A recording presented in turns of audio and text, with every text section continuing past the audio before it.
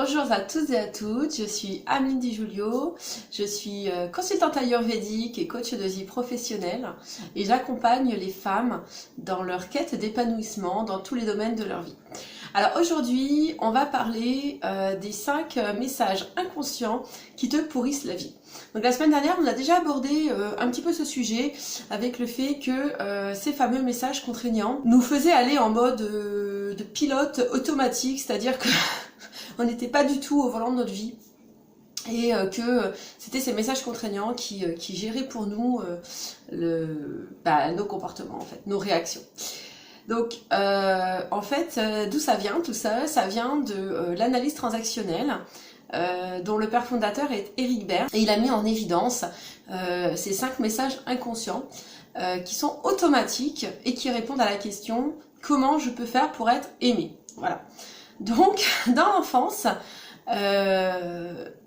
cette réponse, cette question, on se la pose. Hein. Tous les enfants se posent la question comment je peux faire pour être aimé de ma maman, de ma maîtresse, de mes amis, etc. Et l'enfant, en fonction de ce qu'il constate dans la vie, va mettre en place un ou plusieurs de ces comportements qui va être ensuite automatisé dans l'âge adulte. Donc, quels sont ces 5 messages contraignants? En fait, c'est sois parfaite, sois forte, dépêche-toi, fais-nous plaisir et fais des efforts. Alors, je l'ai mis au féminin parce que moi, j'accompagne les femmes, mais effectivement, ça marche aussi pour les hommes, en fait. Tous ces messages sont vraiment pour tout le monde. Donc, pourquoi ils s'appellent messages contraignants? Tout simplement parce que déjà, on ne les maîtrise pas. C'est-à-dire que ce sont des messages qui vont automatiquement impacter nos comportements sans que nous puissions dire oui ou non. Est-ce que je suis d'accord ou est-ce que je suis pas d'accord pour réagir comme ça. Donc il nous empêche en fait d'être heureux et de vivre consciemment nos comportements et notre vie. Voilà pourquoi ils s'appellent contraignants et voilà pourquoi Eric Berne les a appelés des messages contraignants. Parce que ce ne sont pas des messages aidants en fait. Les messages aidants vont être des messages peut-être automatiques aussi, là je sais pas, mais qui va nous aider dans notre vie. Là ça va plutôt nous entraver en fait. Donc moi personnellement j'avais les 5 messages. Donc, quand j'ai fait ma découverte de l'analyse transactionnelle, bien sûr ça passe par le test des messages contraignants. Et j'avais les 5 messages. Donc ce test-là, vous pouvez le retrouver. J'ai écrit un e-book qui est gratuit, qui est disponible directement sur mon site internet. Vous pouvez le télécharger gratuitement, très facilement, rapidement. Toutes les informations sont en bas dans la description de cette vidéo pour accéder donc à mon site internet.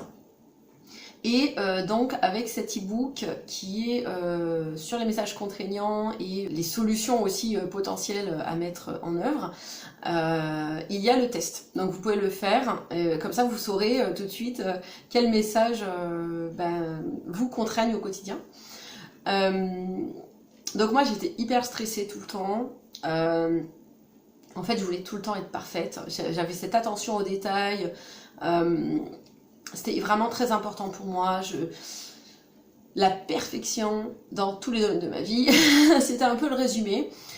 Et pour y arriver, en fait, j'avais tous ces autres messages qui venaient s'additionner avec le sois forte. Donc voilà, faut endurer, faut être parfaite et endurer.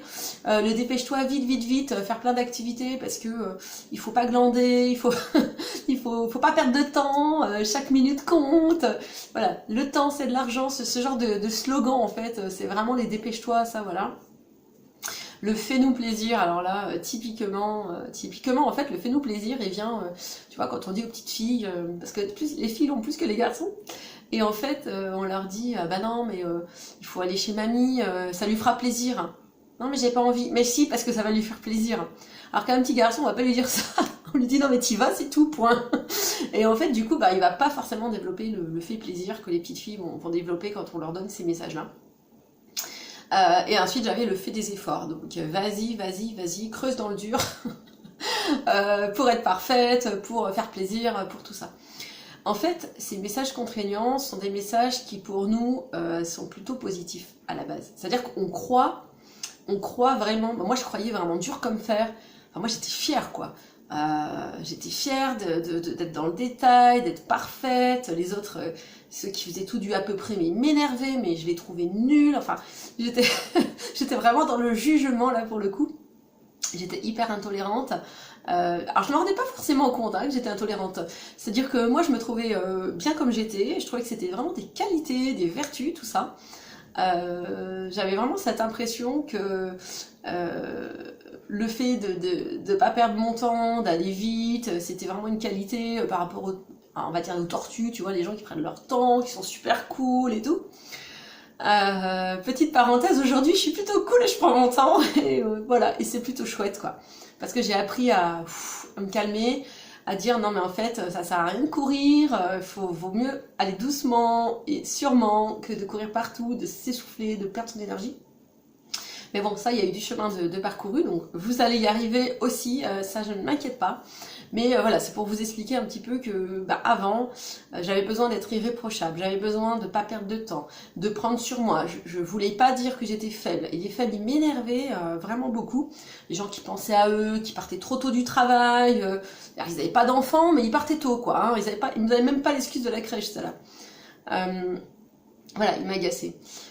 Sauf que le problème, avec toutes ces grandes qualités que je voyais chez moi, justement d'être forte, de ne pas demander d'aide, de faire moi-même, d'aller vite, de faire 50 tâches à la fois, de faire toujours des efforts supplémentaires et de me mettre en quatre pour aider les autres et leur faire plaisir.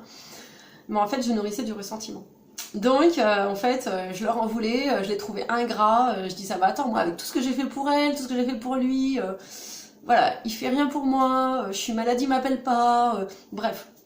J'avais l'impression que les autres étaient super égoïstes, qu'ils pensaient qu'à eux, et que moi je m'étais vraiment saignée quoi pour eux, et que j'avais aucun retour. Et j'avais du ressentiment. Et du coup, j'étais pas heureuse quoi, hein, clairement, voilà. Et pourtant en fait, le problème il venait bien de moi et pas des autres. C'est-à-dire que j'avais l'impression que c'était les autres le problème. Non, en fait, le problème, il venait de moi, de ces messages automatiques qui me pourrissaient la vie, mais clairement, hein, ces messages inconscients, du sois parfaite, donc sois forte, dépêche-toi, fais-nous plaisir, Ameline, s'il te plaît. Et fais des efforts, toujours faire des efforts. Donc, c'était pas une vie, finalement. Et aujourd'hui, donc, j'ai beaucoup évolué. Ces messages-là sont quasiment tous partis. Donc, vous voyez, vous avez... ça vous donne de l'espoir, hein. Ça marche. Par contre, c'est vrai que aujourd'hui, j'ai plus forcément ces qualités que je voyais chez moi. Je les ai, mais quand je désire. C'est-à-dire que, en fait, je choisis consciemment de vouloir aller dans le détail cette fois-ci, ou d'aller plus vite et de lâcher prise cette fois-là, d'aider les autres ou de pas les aider, en fonction de moi d'abord. Voilà. Est-ce que moi j'ai envie de les aider ou pas? Avant c'était automatique, je me posais pas la question, est-ce que j'ai envie ou pas envie? En fait je le faisais et après je râlais, je disais ah mais j'avais pas trop envie de faire ça, je l'ai fait quand même. Que là en fait maintenant je le fais de façon délibérée. Donc voilà, alors j'espère que cette vidéo t'a plu et qu'elle contribuera à ton chemin vers l'épanouissement.